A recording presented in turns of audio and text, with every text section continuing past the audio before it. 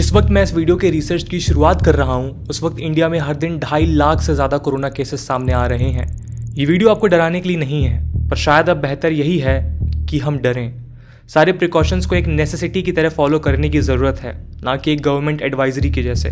अभी के हालात की बात करें तो frontline health care workers, aged population को वैक्सीन मिल रही है। हालांकि वैक्सीन को दिए जाने की ये रेंज लगातार बढ़ती जा रही है। फैटिलिटी रेट भी घट रहा है, पर फैटिलिटी रेट कम होना आपको इस पैंडेमिक का सही आइडिया नहीं दे सकता, स्पेशली इन सेकेंड वेव में जहां कोरोना केसेस एक्सेप्शनल तौर पे बढ़ रहे हैं। Let me explain this by an example. अगर इंडिया में टोटल 5 कोरोना केसेस हैं और उनमें से 2 की डेथ हो जाती है तो फैटिलिटी रेट हो जाता है 40%। कितना ज़्यादा लगता है ना सुनने में, पर यहाँ पे डेथ हुई है सिर्फ 2 लोगों की। पर अगर इंडिया में कोरोना केसेस हैं 20,000 और उनमें से 200 लोगों की डेथ हो जाती है तो फैटिलिटी रेट होगा 1%, पर यहाँ पे डेथ हुई है 200 लोगों की। तो अगर इन्फेक्टेड लोगों का नंबर लगातार बढ़ता रहता है जैसे कि इंडिया में हो रहा है, तो fatality rate can never be a measure to understand the condition and severity of corona. Epidemiologist और हेल्थ स्पेशलिस्ट का मानना है कि कोविड-19 हमारे साथ रहने वाला है, पर जैसा पिछले साल था वैसा नहीं। कुछ नए चैलेंजेस हमारे सामने होंगे जिनको पिछले साल की मुश्किलों से हम कंपेयर नहीं कर सकते। जो प्रॉब्लम है वो नई है, तो जो सॉल्यूशन होंगे वो भी नए होने चाहिए। कंक्लूसिव वर्ड्स में कहूँ तो शायद कोविड-19 ऑलरेडी ओवर हो चुका है। जो आज हमारे साथ है वो है कोविड-21। पर है क्या ये कोविड-21 और कैसे ये उस कोविड से अलग है जिससे हम बचते बचाते पीछे छोड़ के आए हैं, जानते हैं इस वीडियो में। दोस्तों, मैं हूं आदर्श गुप्ता और स्वागत है आपका स्टडी आईक्यू में। अगर आप इस लेक्चर से रिलेटेड पीडीएफ या इंपॉर्टेंट डॉक्यूमेंट चाहते हैं तो आप मेरा टेलीग्राम चैनल ज्वाइन कर सकते हैं। Here is the link and you can also follow me on Instagram for regular updates. कोविड-21 कोई नई बीमारी नहीं है, बल्कि एक म्यूटेंट है सार्स कोविड-19 का, जो 2021 में लोगों को बीमार कर रहा है। जिस तरह से हमारी इम्यूनिटी, हमारी बॉडी एक इन्फेक्शन के कांटेक्ट में आने के बाद उसके अगेंस्ट एंटीबॉडीज डेवलप कर लेती है, स्मार्ट और एडवांस हो जाती है, अपने अंदर रिक्वायर्ड चेंजेस ले आती है, वैसे ही बीमारियां स्टैटिक नहीं होती। इनको फैलाने वाले पैथोजेंस और वायरस भी टाइम के साथ चेंज होते रहते हैं। लास्ट ईयर जिस तरीके से हम लोगों ने खुद को इवॉल्व किया है, हम सबकी लाइफ स्टाइल चेंज हुई है, हमारे मेडिकल और हेल्थ केयर सिस्टम में कई चेंजेस आए हैं। उसी तरह कोविड-21 वेरिएंट्स प्रोडक्ट हैं इन सभी चेंजेस का। And this COVID is much smarter than the COVID, और हो सकता है कि आने वाले वक्त में ये वायरस अपने आप को और बदले। और ये एक रीज़न भी है कि सेकेंड वेव ऑफ कोरोना कई हद तक ज़्यादा डेंजरस है फर्स्ट वेव से, क्योंकि फर्स्ट वेव को स्मॉलर नंबर ऑफ वेरिएंट्स ने लीड किया था और उन सारे वेरिएंट्स का बिहेवियर भी काफ़ी हद तक सेम था, जिन्हें ट्रैक करना और आइडेंटिफाई करना आसान था। पर अब इस सेकेंड वेव में कई सारे वेरिएंट्स हैं जो ज़्यादा स्मार्ट हैं, ज़्यादा कंटेजियस हैं और हमारे देश के अलग अलग हिस्सों में अलग तरीके से फैल रहे हैं। चलिए मिलाता हूँ मैं आपको इन्हीं में से कुछ वेरिएंट्स से, और आप शायद तब समझ पाएँ कि क्यों उनको एक साथ ट्रेस करना, ट्रीट करना और इनसे बचना इतना मुश्किल हो रहा है।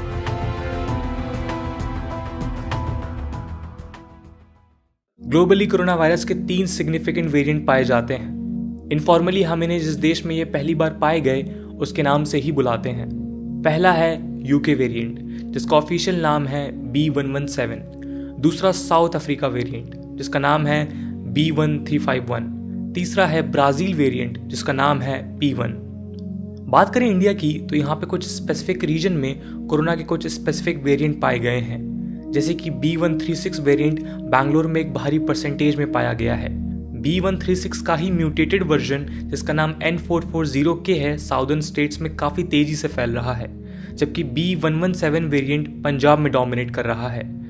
अगर इन वेरिएंट्स को आप ध्यान से समझेंगे तो महाराष्ट्र में कोविड केस के जो सडन स्पाइक है उसको भी समझ पाएंगे। कोरोना का एक वेरिएंट जिसका नाम B1617 है, इसको रिस्पॉन्सिबल माना जा रहा है महाराष्ट्र में कोरोना केसेस के सडन इंक्रीज के लिए। इस वेरिएंट के 2 स्पेसिफिक म्यूटेशन हैं, E484Q एंड L452R। ये दोनों ही म्यूटेंट्स पाए गए हैं उन रीजन्स में जहां पे महाराष्ट्र में कोरोना केसेस में स्पाइक देखने को मिला है। और इससे भी ज़्यादा चिंता की बात यह है कि जो L452R म्यूटेशन है वो इम्यून एस्केप भी कर सकता है। इसका मतलब इसके पहले वाले इन्फेक्शन के द्वारा बनाई गई एंटीबॉडी से बच सकता है, जो इसको बहुत ज़्यादा डेंजरस बना देते हैं। इस double mutant Covid variant B1617 को इंडियन वेरिएंट के नाम से भी जाना जा रहा है। एंड कई कंट्रीज जो इंडिया के ऊपर ट्रैवल बैन लगा रही हैं, उन्हें इसी वेरिएंट के फैलने का डर है इंडियन सिटीजन से। और जैसे जैसे ये म्यूटेशंस हो रहे हैं, वेरिएंट्स आ रहे हैं, हमारी बॉडी को फिर से काम करना पड़ता है वायरस के अगेंस्ट इम्यूनिटी डेवलप करने के लिए। और इस इम्यूनिटी सिस्टम का रोल बहुत ज़्यादा इंपॉर्टेंट रहने वाला है हमारी इस लड़ाई में। पर ये इम्यूनिटी डेवलप होती कैसे है, और अगर पुराने वेरिएंट के लिए किसी बॉडी के अंदर इम्यूनिटी डेवलप हो जाती है तो क्या कोविड-21 के लिए भी असरदार साबित होगी?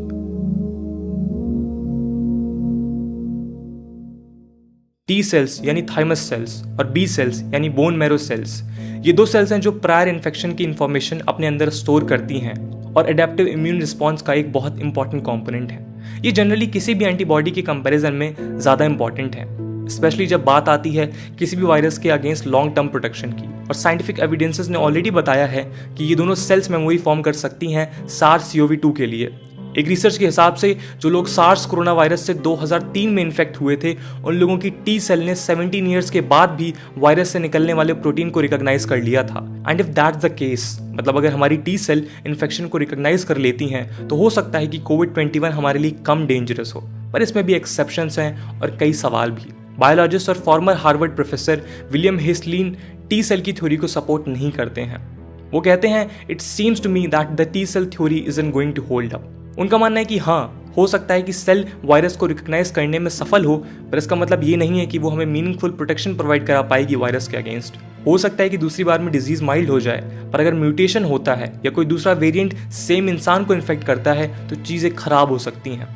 थोड़े और कठोर शब्दों को यूज़ करते हुए हेस्टलाइन हर्ड इम्यूनिटी को एक फैंटेसी कहते हैं। उनका कहना है कि हम पिछले 60 सालों से कोरोना वायरस से इन्फेक्ट हो रहे हैं, पर हर साल वायरस वापस आ जाता है म्यूटेट होके और भी ज़्यादा कंटेजियस और डेडलीस्ट होके। एपिडेमियोलॉजिस्ट का कहना है कि कोविड-21 का एक बुरा या कमज़ोर वर्जन भी कोविड-19 से कई मायनों में अलग होगा, और ऐसे केस में हो सकता है कि कई सीवियर केसेस को वैक्सीन की मदद से माइल्ड किया जा सके। पर अगर हम लॉन्ग टर्म में वायरस से बचने का सोच रहे हैं तो वैक्सीन के साथ साथ हमें रेगुलर इंटरवल्स में इम्यूनिटी बूस्टर्स भी लेनी पड़ेंगी।